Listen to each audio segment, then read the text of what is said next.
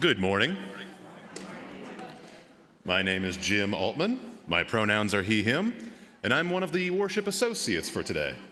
If you're here for the first time, thank you for joining us. We look forward to getting to know you.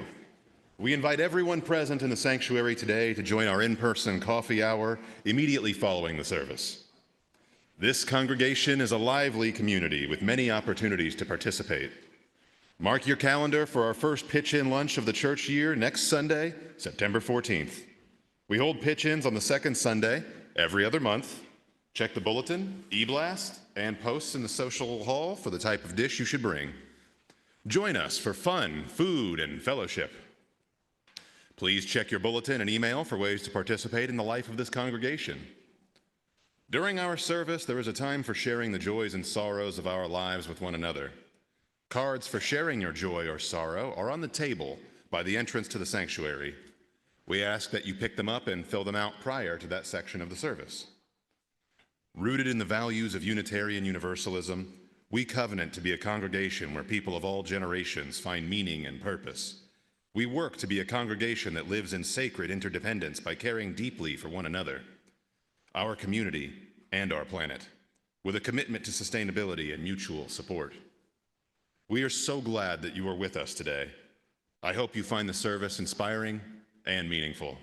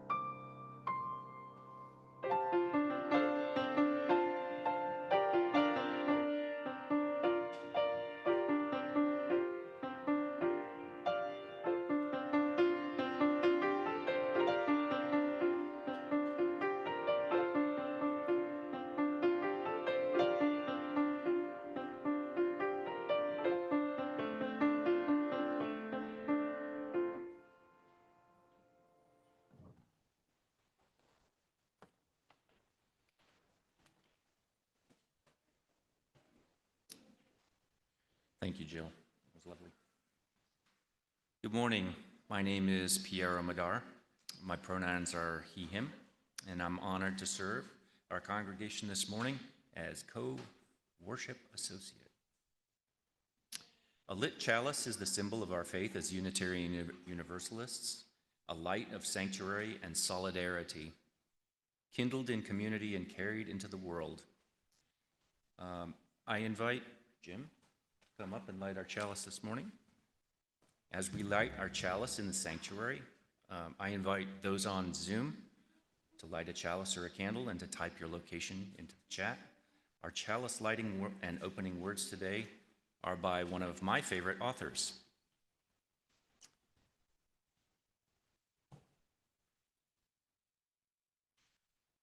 You all know this guy, right? In 1867, a young journalist named Samuel Clemens, better known as Mark Twain, joined a steamship full of American travelers across the Atlantic.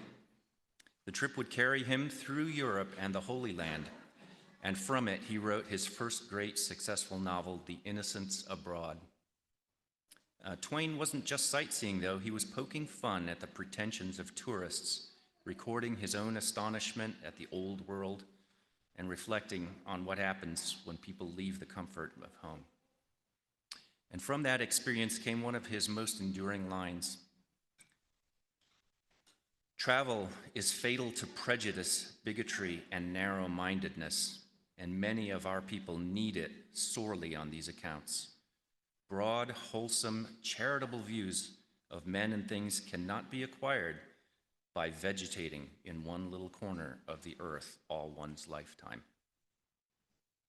More than 150 years later, Twain's words still remind us that to step into another culture is not just a journey across miles, but it's across boundaries of the heart and mind.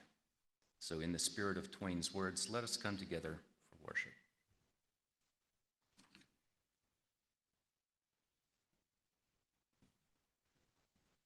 Please rise and body your spirit as we join together in singing hymn 1051, We Are.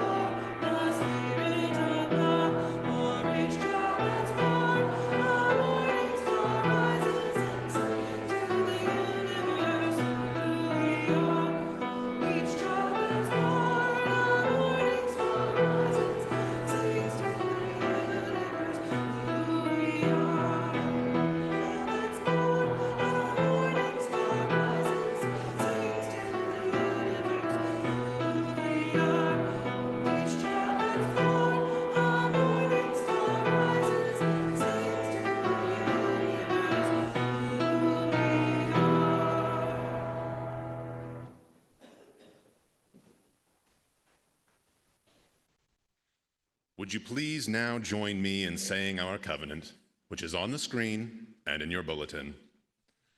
Love is the spirit of this church, and service is its law, to dwell together in peace, to seek the truth in love, and to help one another. This is our covenant. And now let us say our covenant In Spanish. El amor es el espíritu de esta iglesia y el servicio es su ley. Vivir juntos en paz, buscar la verdad en el amor y ayudarnos unos a otros. Este es nuestro pacto. Please be seated.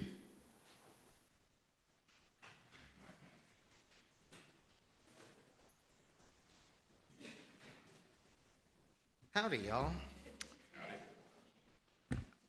Jim, obviously much taller than me. Also, as per usual, looking much dapper in comparison to me. It's nice to see Piero and Jim up here. It's like new voices. Also, Jim's got a great voice. For years, I worked at a radio station. I had a face for radio. So I am up here as the chair of our ministerial search committee. I just wanted to let you know there is a listening session today, but you can't come because it's already full. So that was a really important announcement for me to let you know that. Ellen and I will be facilitating that one. We are currently at approximately 70 signups, or about 2/3 of the availability that we have. There are still several spots open on Zoom, which are every Tuesday evening. There is still one in-person session available with open spots, and you'll be able to sign up out there in the social hall. You will see Carla and Susan at the table after the service, but we will also have a table every week, and you can find us there. The guiding questions that we're using for those listening sessions are: what do you appreciate and value about our congregation? Where do we struggle or fall short? And what qualities and skills are most important to you in a minister? It sounds like those are really broad questions, because they are. So you can bring a lot to those questions that you yourself are thinking about. If you have feedback that you'd like to share with any of us outside of that session, you can email us at MSC, Ministerial Search Committee, at UUI.org, or in October, we will be having a congregational survey for all of our returning visitors, friends, members of the church, as well as focus groups for individual committees that we'll be scheduling in October. As a reminder, there is next weekend a Breaking Barriers Building Beliefs workshop. This is conducted by the UUA. The congregation is all invited and encouraged to attend the Zoom workshop on Saturday, September 13th at 10 a.m. We anticipate that the workshop will last until about 1 to 1:30 p.m.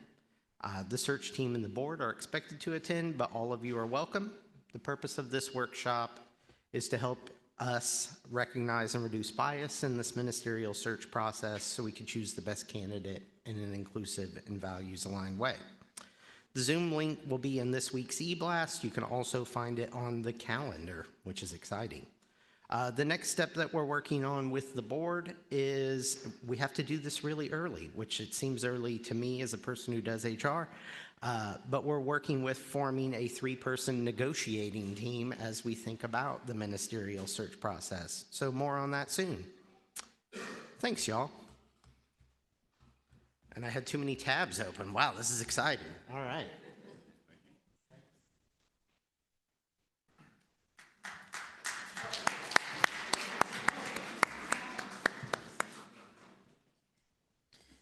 Our congregation chooses to share the joys and sorrows of our lives with one another so that they may be held in community. As the music plays, I invite people in the sanctuary to come up and drop a stone into the bowl if something is on your heart today. Please use both sides of the table. If you have written your joy or sorrow on a card, please leave it in the basket at the table and it will be read aloud. Please note that the cards are by the entrance to the sanctuary for easy pickup when you come in. For those of you on Zoom, we invite you to use the chat feature. Please put in all caps either joy or sorrow plus your name and pronouns at the beginning of what you're sharing if you would like me to read it aloud in the sanctuary. You can also symbolically drop a stone into the bowl by typing drop stone or merely DS into the chat. Now let us share the joys and sorrows of our lives.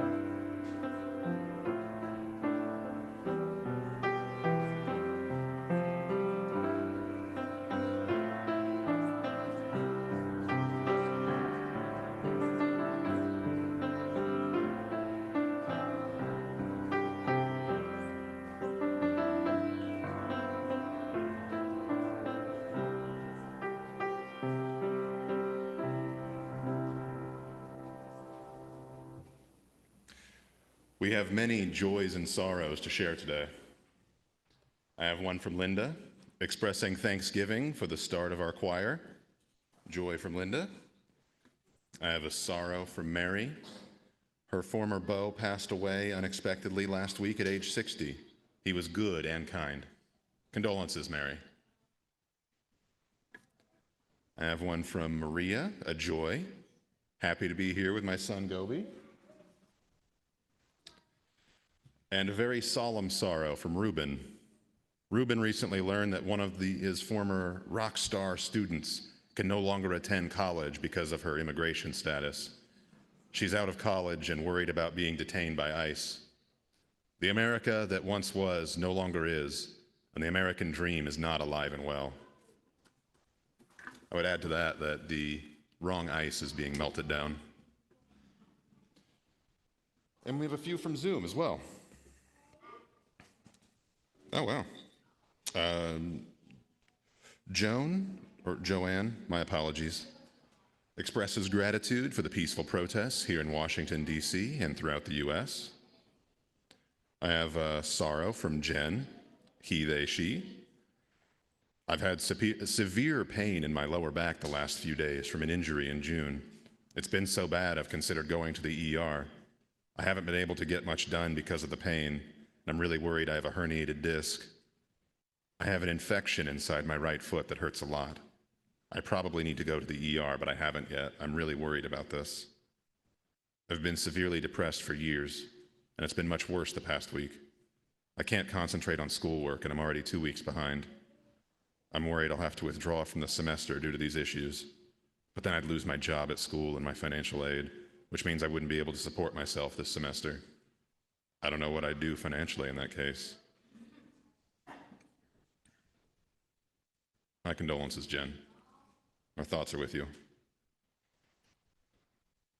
A sorrow from Breyer, they, them. Very scared of the anti-trans rhetoric about legally declaring us insane and forcibly institutionalizing us with existing mental illness under the guise of protecting everyone from our violence. The spirit of justice cries out for you, Breyer. Though they may not be shared today, we know there are many more joys and sorrows that remain in our hearts and in our minds. Let us pause now for a moment of prayer and meditation.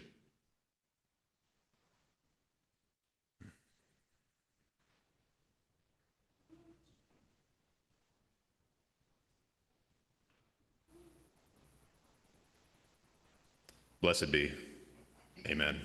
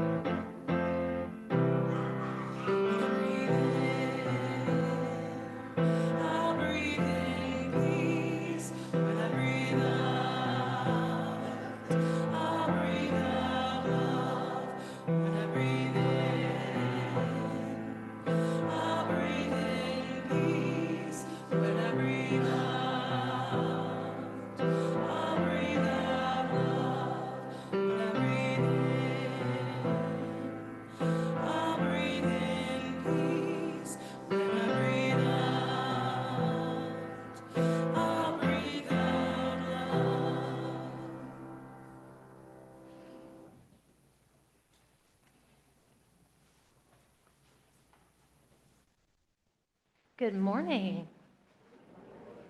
As some of you already know, this is a time in our service where if you would like to get a better look at our story, people of any age are welcome to come up here and sit at the front. We've got some takers. Excellent. Hi, John. Hi, Ryan. Hi, Lydia. Hi, Walter. So, I'm pretty excited because I know that one of the things that we're talking about in the service today is going to all kinds of different places around the world, and also that sometimes when we go to these places that we've never been before and we're like super duper excited about it, we get like photo brain. Do you know what I mean? Instagram brain, where we're like, ooh, look at that. click. Ooh, look at that, click. Ooh, look at that, click. And we stop, we forget to think about the fact that, like, in that place, like, for most people, that's just home, right? We forget to think about what it's like to be the people who live in the place where we're going click, click, click. And we also forget what it might be like to go to that place if it's not a place that is your home, but it's part of your deeper story, a place that your ancestors are from. And so that's what I'm going to share about today with this story, which is called Where We Come From, and it will be up here during coffee hour if you would like to look at it a little more closely. And it goes like this. We come from stardust, our bodies made of ancient elements.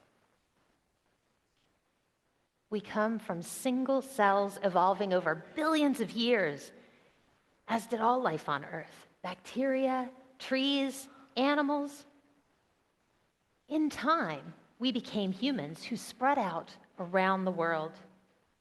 We come from place, language, and spirit, and each of us comes from story. I come from Ni Sota Makocha, a land of forests and clear lakes where cornfields remember a vast prairie, a sea of tall grass home to bison, burrowing owls, and Dakota skipper butterflies. I come from Korea, green mountains, black rocks, and cold springs, wet moss, giant frogs, and pine trees winding around shadows. A city grown by the river. That's where I come from.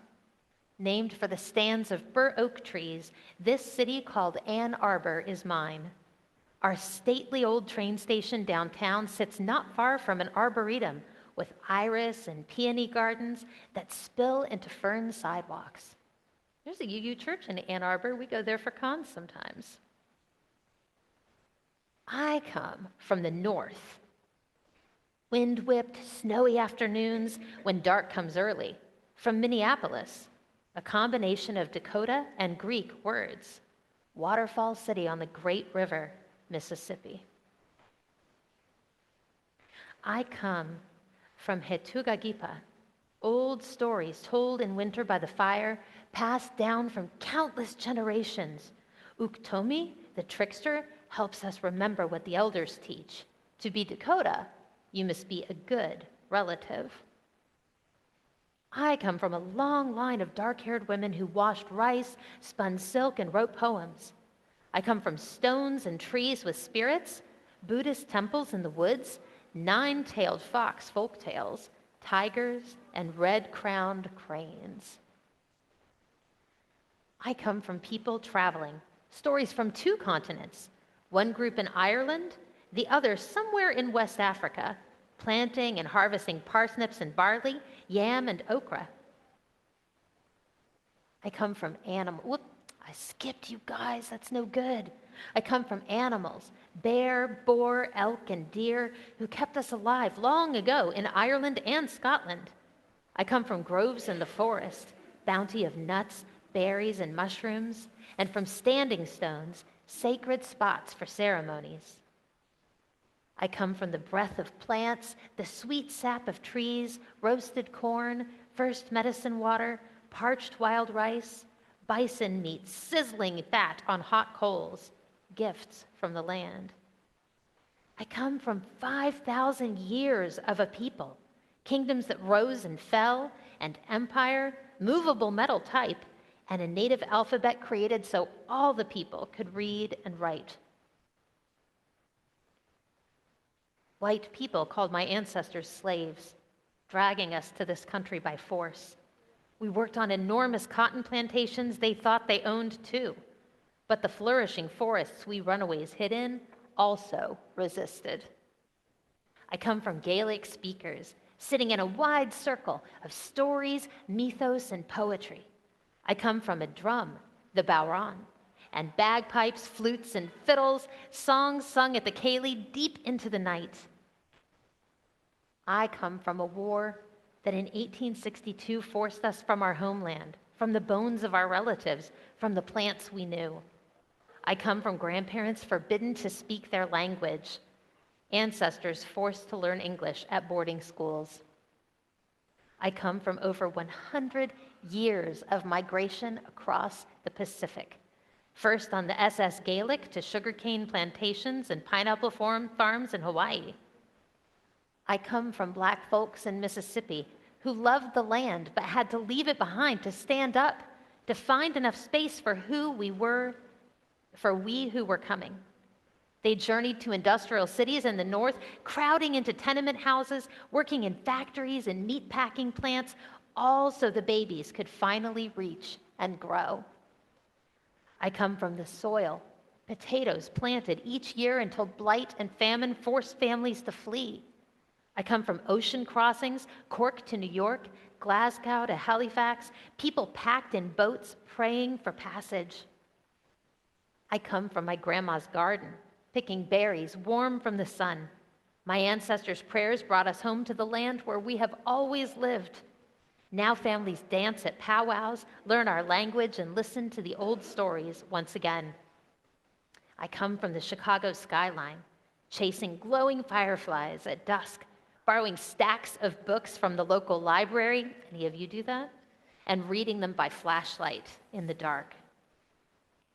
I come from backyard snow forts and snowball fights in the park, from sleepovers in the treehouse and s'mores in the fire pit, from parents who love each other but sometimes fight, and brothers who never back down from a dare.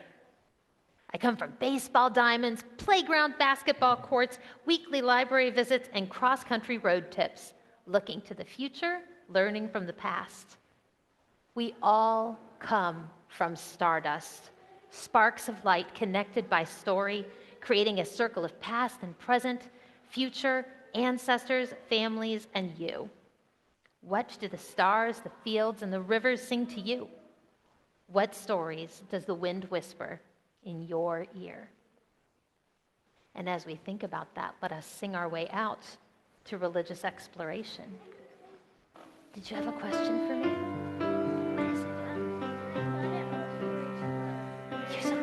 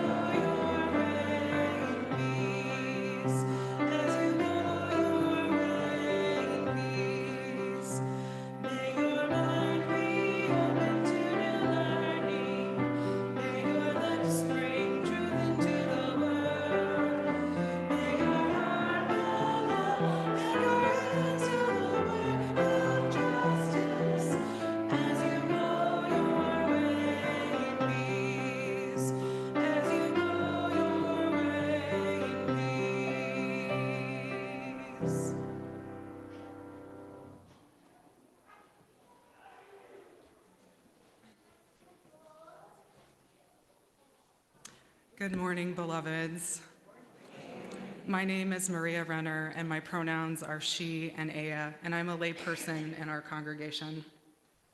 As we gather into this space, I invite you to settle into this moment. Feel your body in this space grounded. Let us breathe together. A deep collective inhale and exhale. This morning is the first time I've shared my own sermon reflection, which is both exciting and terrifying. So of course I wanted to start with breath. The description of today's sermon invites reflection on the UUI hosted trip from this summer, a journey layered with history, culture, language, and personal transformation. I also offer a small spoiler. This story will move through themes of cultural identity, belonging, ancestral connections, and wisdom found from climbing the mountain to an ancient pyramid. I don't know what your week has been, but mine has included moments of spiritual clarity, 2 experiences of spiritual chaos, and gazing into my cat's eyes like she owed me answers. And yet, here we are, gathered into this beautiful a perfect container of a Sunday morning, woven together with coffee breath and hopefully a few sturdy covenants. This is a space where we don't need to pretend in order to belong. This is a place that affirms the sacredness of every person, where truth that's lived is not just tolerated, but welcomed, invited, and honored. Today, I'm sharing some of my experiences in Mexico, but there's absolutely no guarantee that today's message will fit into your life. But it is my truth, and I offer it with the hope that some fragment might resonate in your bones. So come as you are, skeptical, scared, slightly feral, searching. This past June, UUI organized a Spanish language and cultural immersion trip to Cuernavaca, Mexico. Our days were filled with intensive classes, homework, meals with host families, and excursions to culturally and historically significant sites. We were 5 women traveling as Unitarian Universalists, 4 from UUI, including Reverend Dawn, and 1 from All Souls. Before leaving, we prepared together, grounding ourselves in the reminder that we were not tourists or mere students, but travelers of faith and in accountable relationships. We committed to carry intentionality into our experiences with one another, with our hosts, and with the land itself, to navigate with humility, curiosity, and shared power.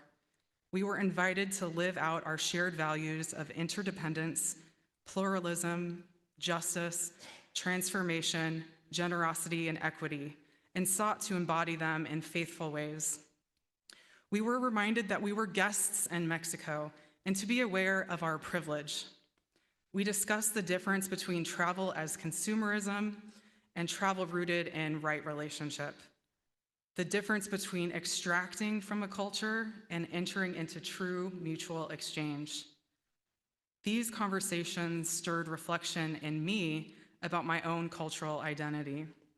As a white-passing Mexican American with both Mexican and South American ancestry, I asked myself if I am also a guest in my own ancestral homeland. How is my presence different from the other white women who traveled with me? How do I balance the privilege of my life in the United States with the blood memory of my Mexican roots? I question, how do I embody my culture in central Indiana, in my home, in my congregation, and with my son? Do I have enough Mexican ancestry to claim the name Mexican American? Who would I be if I no longer assimilated parts of my spirit, culture, and body to fit into this dominant culture? And if assimilation grants survival, what is the cost? And is it worth the spiritual death that it requires? And what do I want most for my son? These questions rose before the trip had even begun, planting seeds that would unfold throughout my time in Mexico. We studied with a school called Ideal Mexico, a second-generation family-owned language school guided by integrity and care. Our classes stretched from morning into afternoon, often followed by evening cultural excursions. Yet the moments that shaped me the most unfolded outside of the classroom.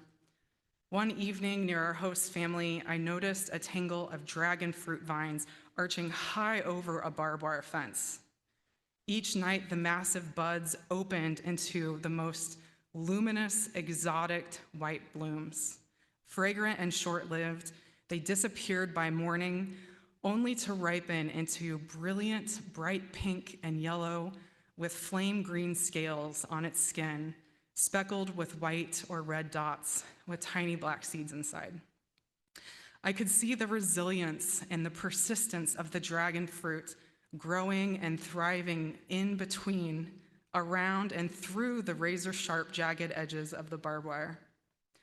Crossing the boundaries that were made to separate and restrict, I saw the dragon fruit defying the oppression and expanding beautifully through and beyond the imposed barriers. I actually brought a dragon fruit if no one knows what it looks like here. Another favorite moment came during a free weekend when I gathered the courage to navigate the city's labyrinths of streets, boarding a bus alone and traveling to the Pueblo Mágico of Tepoztlán. There, I reunited with a dear friend I hadn't seen in nearly a decade, and together we entered a temazcal, a traditional Mexican sweat lodge ceremony with the smell of aromatic herbs, really high, intense heat, and prayerful songs that resonated so deeply in my body. Afterwards, I wandered the cobblestone streets until I was drawn towards a road that led to the pyramid built in 1400 AD in honor to the goddess Mayahuel, the Aztec goddess of the maguey plant and of the sacred fermented nutritional drink pulque. I began the climb totally unprepared, no water, the wrong shoes, and only a small kid-size umbrella. Just a long story, but at least I had that. Imagining the walk would be short, it was listed as only being 1.6 miles, but instead the path was extremely steep, rocky, and punishing, each step demanding focus with deliberate foot placement. I could turn around at any time, I told myself, but somehow I kept going. And that's when the heavy rain started, turning the already jagged rocks into what now were slick boulders. Every 10 minutes or so, someone seemed to slip and fall near me, bodies colliding with stone. Yet, rather than fear, I felt strangely connected to this mountain, grounded in a clarity I can still recall. I stopped many times on the trail to rest and catch my breath, and was surprised to see families carrying babies and infants passing with ease. And for some reason, they weren't wearing baby backpacks, they were just holding the babies just in their arms.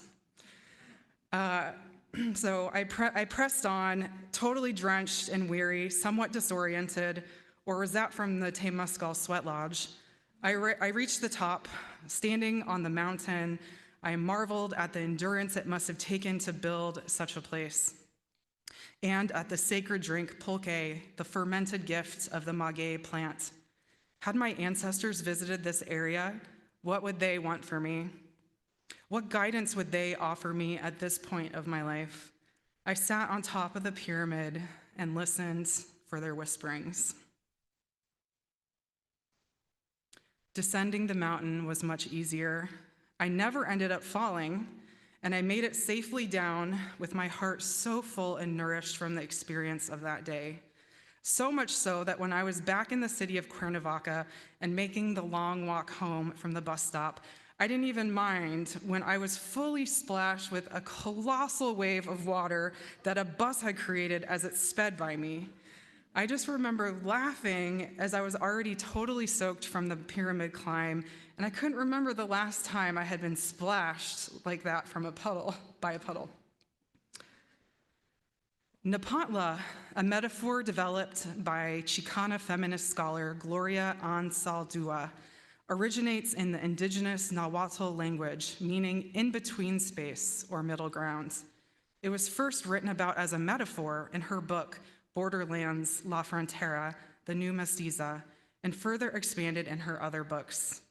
Nepantla describes the liminal in-between state experienced while navigating multiple cultural, spiritual, and personal worlds simultaneously.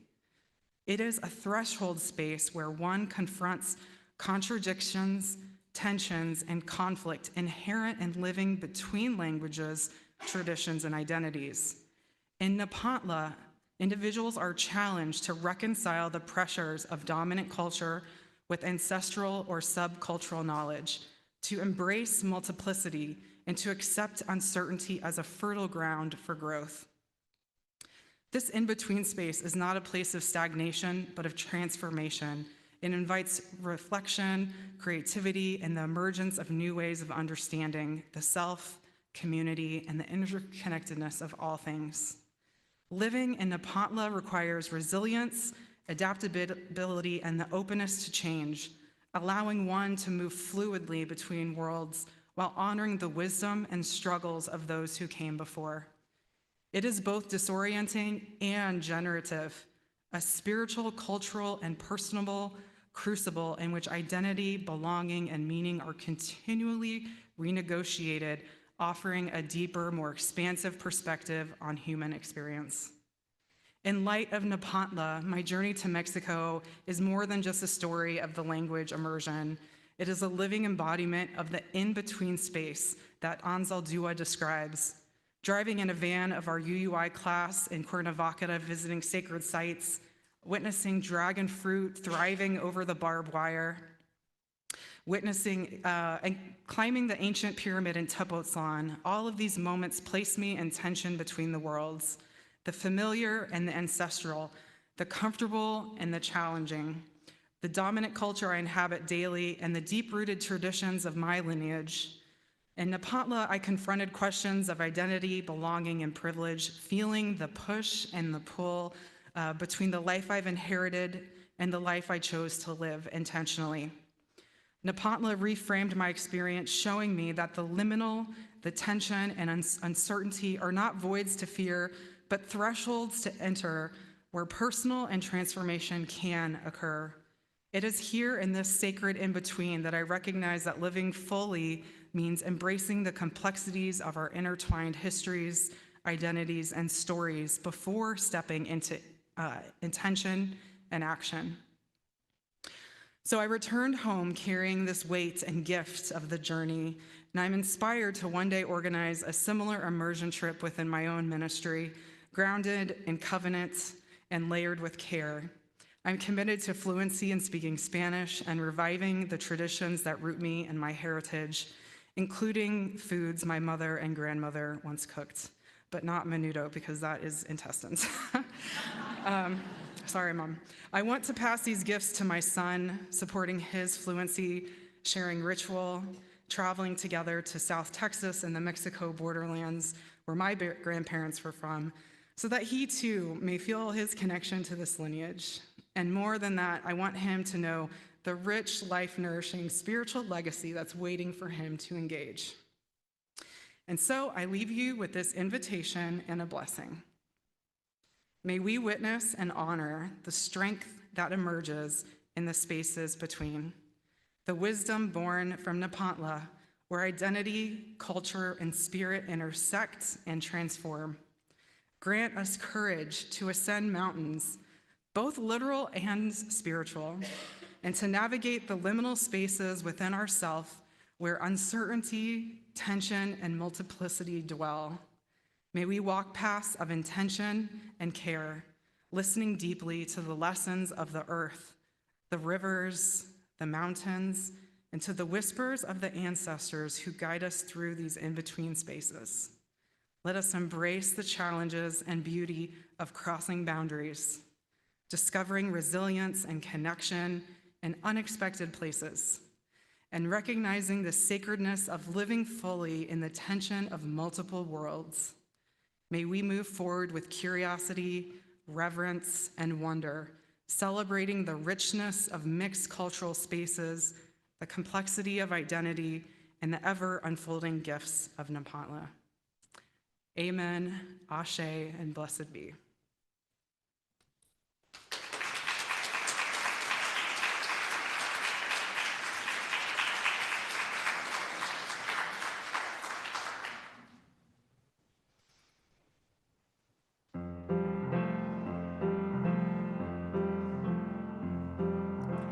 Hey, I hope you find your way out there where you're going. Hey, I know you'll find your way out there when you're gone. I'll be near you all along. I'll be here. I'll be singing songs of adoration and support like I do, like a fire in the night, warming light to surround you in the dark. In the dark. In the dark. It's a great big world out there. I know you know. And you like it where it's wild and where it's clear. So you must go.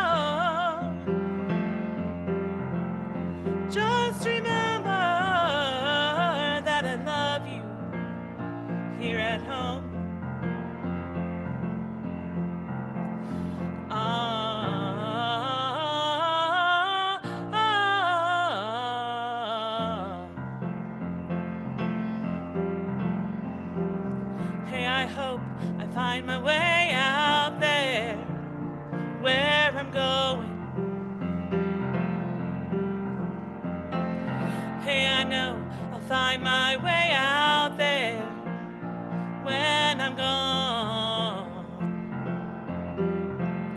Please be near me all along. Please be here. Just be thinking thoughts of adoration and support like you do, like a fire in the night, warming light to surround me in the dark. In the dark. In the dark. It's a great big world out there. I know you know. And the music, she is calling loud and clear. So I must go. Just remember to remind me that you love me. I want to know. Ah, ah, ah,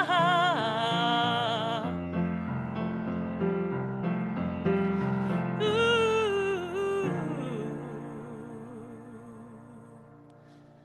ah.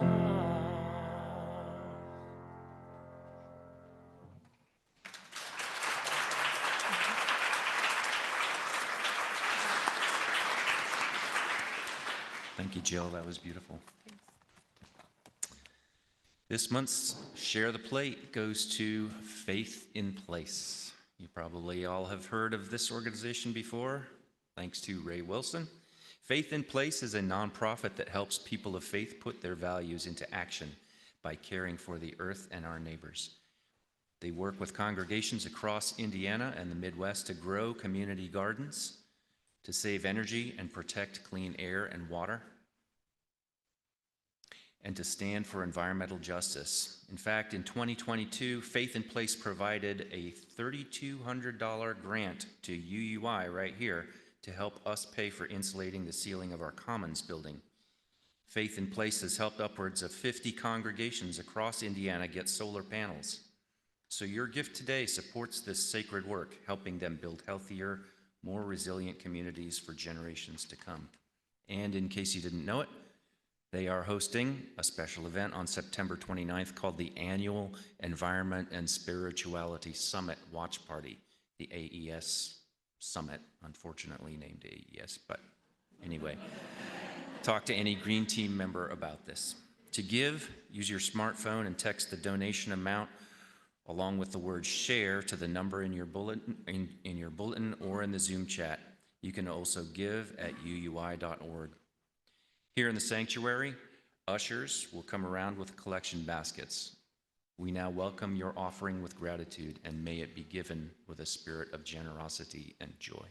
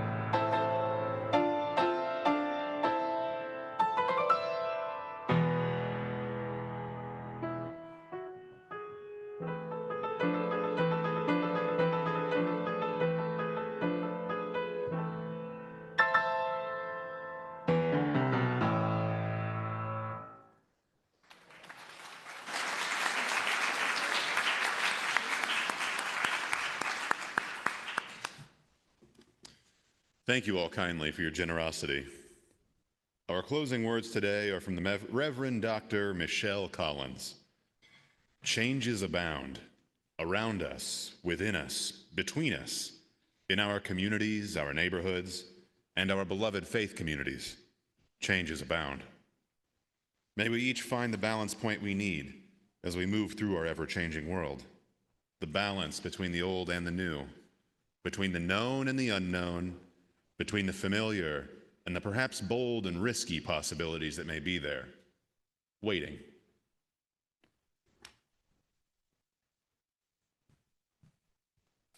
Please rise and body your spirit as we join together singing hymn 1023, Building Bridges. This song is a round. We'll be singing it through 5 times total, twice all together and 3 times as a round. This will be my part 1 over here, part 2 over here. You'll come in 2 measures after part 1 and our 3rd time around, and I will cue you in.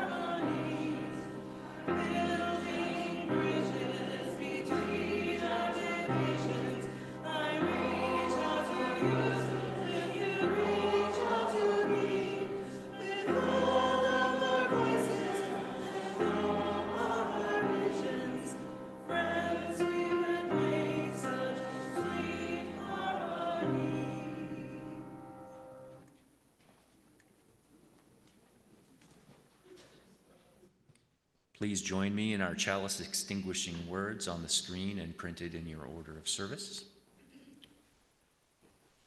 Now we extinguish the flame of our chalice, but not light of understanding, the warmth of compassion, or the fire of commitment.